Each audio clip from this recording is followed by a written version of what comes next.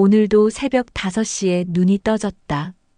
알람 시계보다 빠른 몸의 습관이었다.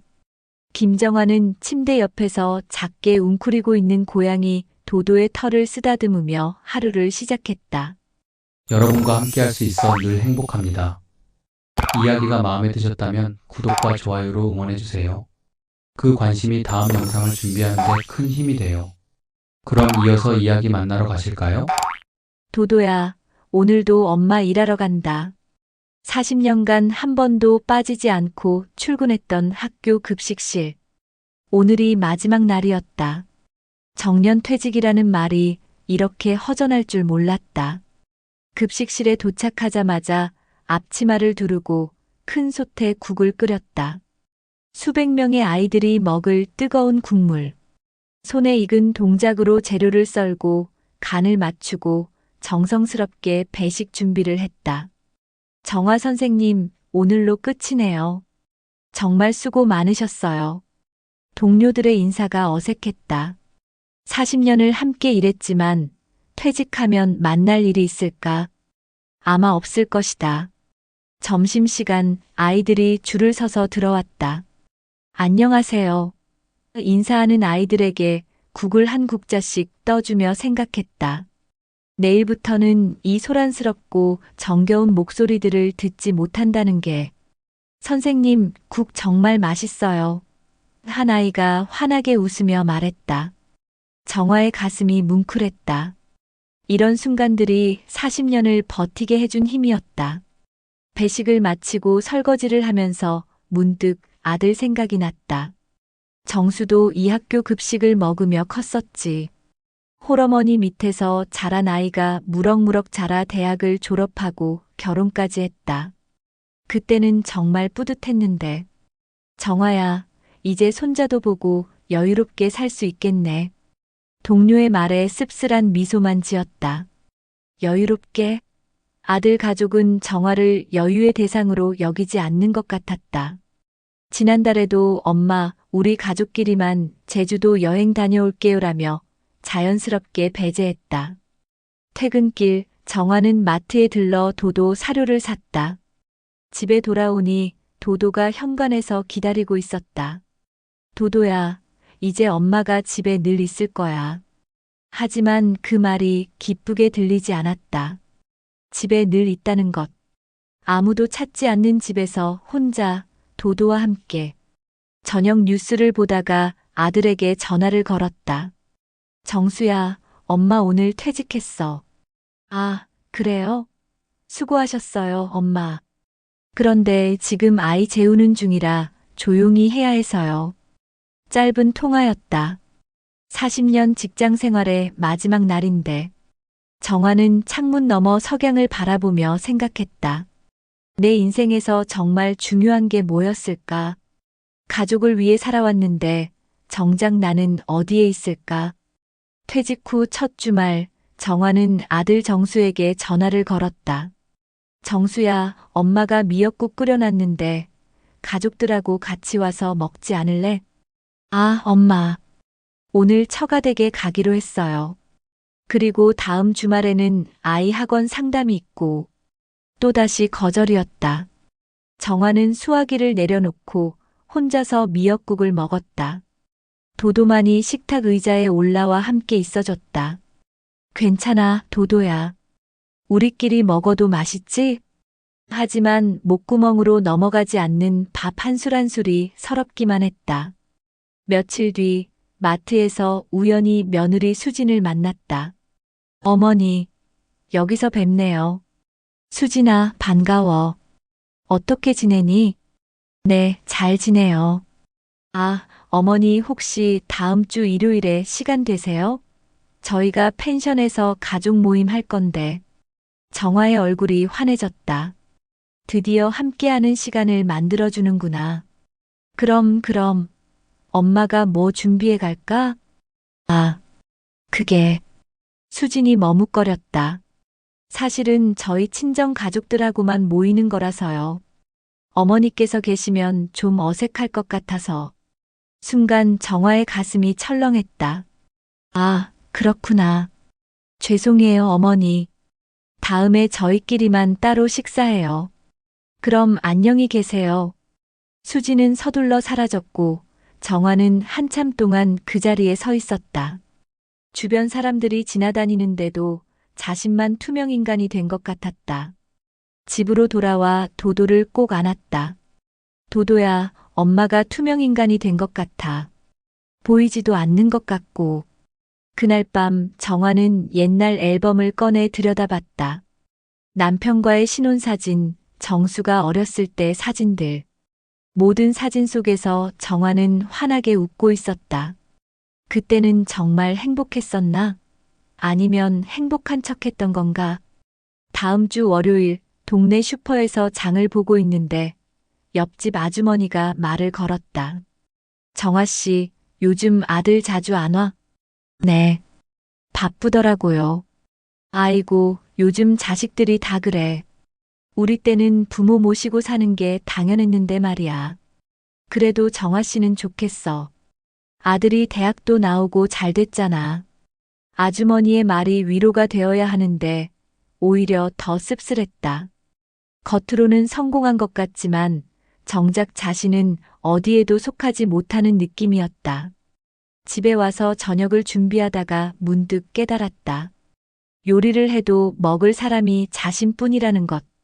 40년 동안 누군가를 위해 밥을 해왔는데 이제는 자신만을 위해 밥을 해야 한다는 것. 도도야, 우리 둘이 먹을 만큼만 하자. 하지만 습관처럼 네 사람 분량을 만들었다.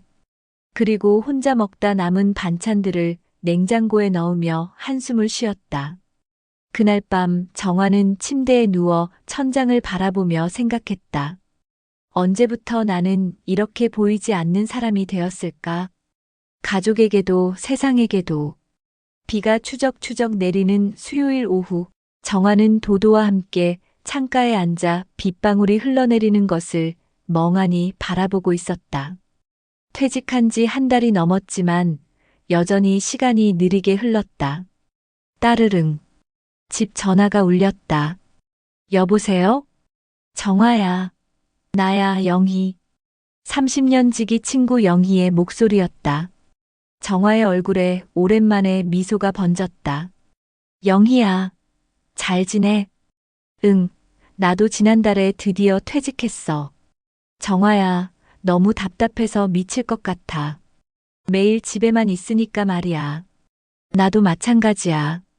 뭘 해야 할지 모르겠어. 그래서 말인데. 영희의 목소리에 특별한 설렘이 담겨 있었다. 정화야, 나랑 같이 뭔가 해볼까? 뭘? 카페. 작은 카페 말이야. 지금 강원도 어떤 작은 마을에 괜찮은 자리가 나왔거든. 월세도 싸고 풍경도 좋고 우리가 평생 해온 요리 실력으로 간단한 음식도 팔고 말이야. 정화는 잠시 말을 잃었다. 카페? 70세야? 영희야, 우리가 무슨 카페를.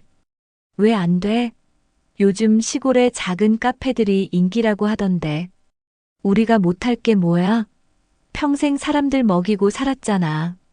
그리고 정화야, 솔직히 말해봐. 지금 행복해? 영희의 직설적인 질문에 정화는 대답할 수 없었다. 나는 말이야, 매일 똑같은 일상이 지겨워 죽겠어. 자식들은 바쁘다고 연락도 안 하고 남편은 골프만 다니고 이렇게 살다가 죽으면 내가 뭘 위해 살았나 싶어. 정화의 가슴이 쿵쿵 뛰기 시작했다. 영희의 말이 자신의 마음과 똑같았다. 카페라. 응. 우리만의 작은 공간에서 우리가 좋아하는 음식 만들고 손님들하고 이야기하고 생각만 해도 설레지 않아? 정화는 창밖을 바라보며 상상해봤다. 작은 카페에서 따뜻한 국밥을 끓이고 손님들이 맛있다며 웃는 모습을. 그런데 돈은 어떻게 해? 나이도 많은데. 정화야, 우리 나이가 몇 살인데 아직도 늦었다고 생각해? 요즘 세상에 70세면 한창이야. 그리고 돈은 우리가 평생 모은 적금 있잖아. 크게 벌려는 게 아니라 소소하게 우리 인생을 즐기려는 거야. 영희의 목소리는 점점 더 확신에 찼다. 일단 이번 주말에 그 마을 한번 보러 가볼래? 구경만이라도. 정화는 한참을 고민했다. 도도가 다가와 다리에 몸을 비볐다. 도도는 어떻게 해? 당연히 도도도 함께 가야지. 카페에 고양이 있으면 더 좋잖아. 요즘 고양이 카페 인기 많다고 하던데. 전화를 끊고 나서도 정화의 가슴은 계속 뛰었다. 이런 기분이 언제 이후였을까? 뭔가 새로운 일을 기대한다는 느낌이. 그날 저녁 정화는 거울 앞에 서서 자신의 얼굴을 찬찬히 들여다봤다. 주름은 깊어졌지만 아직 건강해 보였다. 손도 아직 튼튼했다. 도도야, 우리 새로운 모험 한번 해볼까? 도도가 야옹하고 대답하는 것 같았다. 정화는 오랜만에 푸근한 잠에 들었다. 꿈속에서 작은 카페의 주인이 되어 환하게 웃고 있었다. 영희와 함께 간 강원도 작은 마을은 정화가 상상했던 것보다 훨씬 아름다웠다. 산으로 둘러싸인 조용한 마을, 맑은 공기, 그리고 정말로 카페 자리로 완벽한 작은 건물. 여기야, 정화야. 어째? 건물 앞에 선 정화는 가슴이 두근거렸다. 크지 않은 2층 건물이었지만 1층은 카페로 2층은 살림집으로 쓰기 딱 좋았다. 집주인 아저씨가 말하기를 전에 여기서 작은 식당을 했는데 나이가 들어서 서울로 이사 간다고 하더라고. 건물 안으로 들어가니 넓은 홀과 주방이 한눈에 들어왔다. 낡긴 했지만 정화의 상상력을 자극했다. 여기에 테이블 4대 놓고 저쪽 구석에는 도도를 위한 공간 만들고. 봐라.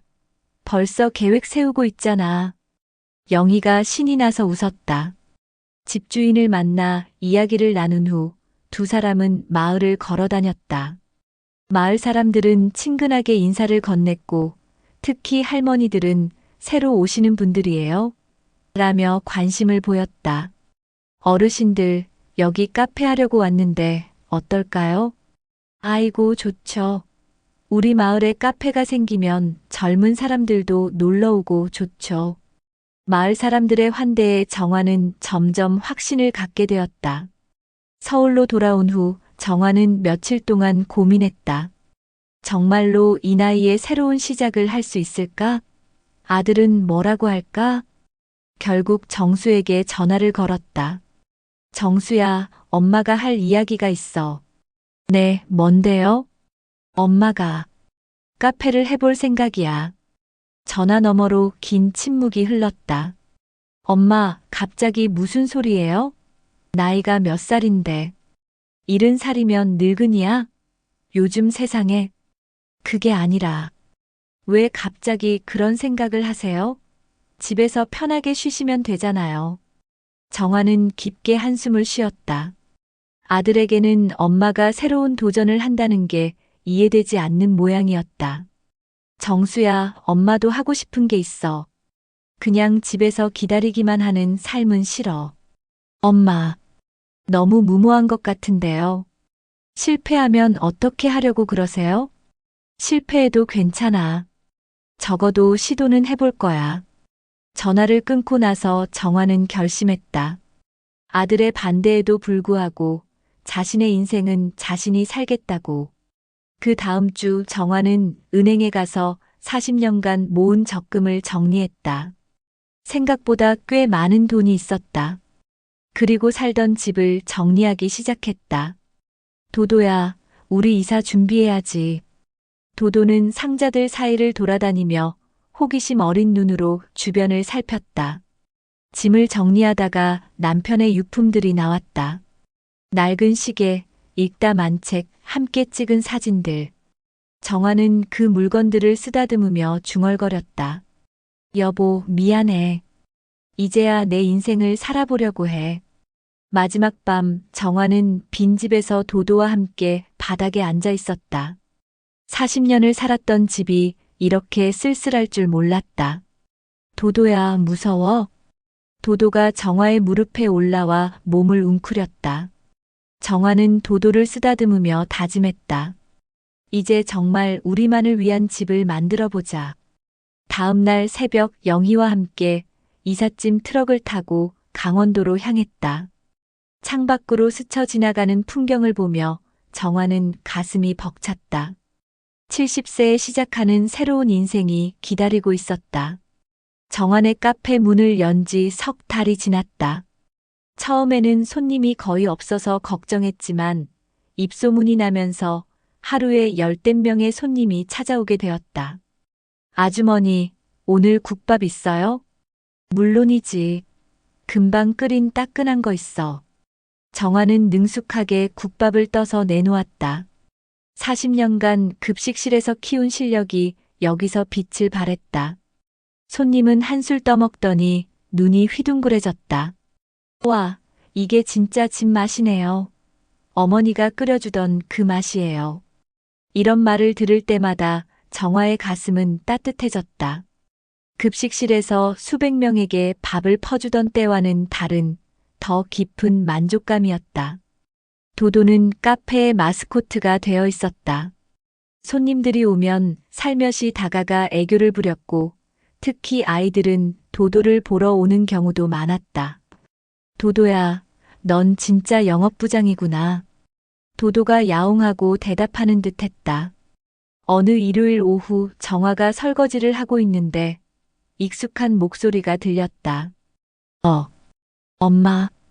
돌아보니 아들 정수가 며느리 손자와 함께 서 있었다. 정화는 깜짝 놀라 손을 물수건으로 닦았다. 정수야, 어떻게 여기까지? 엄마 안부가 궁금해서요. 그런데 정수는 주변을 둘러보며 놀란 표정을 지었다. 여기가 정말 엄마가 하는 카페예요? 응, 어째? 작지? 손자 준호가 도도를 발견하고 달려갔다. 할머니, 고양이다. 진짜 귀여워요. 그래, 도도야. 할머니랑 같이 사는 고양이야. 정화는 세 사람을 테이블에 앉히고 국밥과 커피를 대접했다. 정수가 국밥을 한술 떠먹더니 표정이 변했다. 엄마, 이 맛, 어째? 맛있지? 정수의 눈가가 촉촉해졌다. 어릴 때 아프면 엄마가 끓여주던 그 국밥 맛이었다. 엄마, 정말 여기서 혼자 다 하세요? 혼자가 아니야. 영희 언니가 도와주고 도도도 있고 마을 사람들도 도와주고. 며느리 수진이 조심스럽게 말했다. 어머니, 죄송해요. 그동안 어머니 마음을 이해 못했던 것 같아요. 괜찮아. 이제 알면 됐지. 그때 다른 손님들이 들어왔다. 정화 아주머니, 안녕하세요. 오늘도 국밥 주세요. 네, 금방 갖다 드릴게요. 정화가 밝은 얼굴로 인사하며 부엌으로 들어가는 모습을 보며 정수는 깨달았다. 지금까지 본 적 없던 엄마의 모습이었다. 생기 넘치고 당당하고 무엇보다 행복해 보였다. 손님들이 가고 나서 정수가 조용히 말했다. 엄마, 이렇게 행복해 보이시는 건 처음이에요. 정화는 미소를 지으며 대답했다. 그래, 이제야 진짜 내 인생을 사는 것 같아. 누군가를 위해서가 아니라 내가 좋아서 하는 일이니까. 그동안 저희 때문에 희생만 하셨는데 희생이라고 생각 안 해. 그것도 내 선택이었으니까. 하지만 이제는 달라. 내 행복은 내가 찾아야 하고 내 행복은 내가 지킬 거야. 가족이란 서로를 묶어두는 게 아니라 각자 잘 살도록 응원해주는 거잖아. 준호가 도도를 안으며 말했다. 할머니, 저 다음에 또 놀러 와도 돼요? 그럼 언제든지 와. 할머니가 맛있는 거 많이 해줄게. 해가 질 무렵 아들 가족이 돌아갔다. 정화는 도도와 함께 카페 앞에 서서 그들이 떠나는 차를 바라봤다. 이상하게 외롭지 않았다. 오히려 뿌듯했다. 도도야, 이제 정말 우리 집 같지? 도도가 정화 다리에 몸을 비비며 야옹거렸다. 저녁이 되어 정화는 2층 거실 창가에 앉아 마을 풍경을 바라봤다. 70년을 살아오며 처음으로 진짜 자신만을 위한 공간을 갖게 되었다. 늦었지만 시작이라고 생각하니 모든 것이 새로웠다. 이제는 나를 위한 집. 정화는 그렇게 중얼거리며 내일 또 어떤 손님들이 올지 기대하는 마음으로 잠자리에 들었다. 도도는 정화 곁에서 스르르 잠이 들었고 작은 카페는 고요한 밤 속에서 따뜻하게 빛나고 있었다.